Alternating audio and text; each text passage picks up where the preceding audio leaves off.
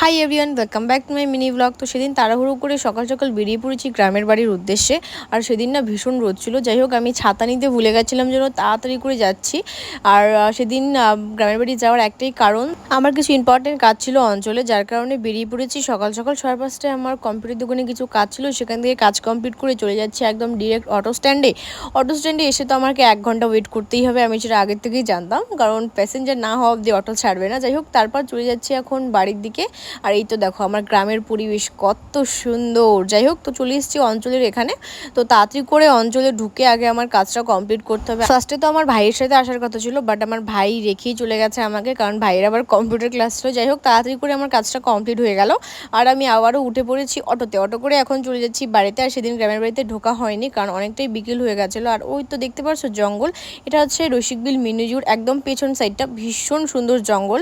সাইডে আবার পাহাড়ের ভিউ দেখা যাচ্ছিল।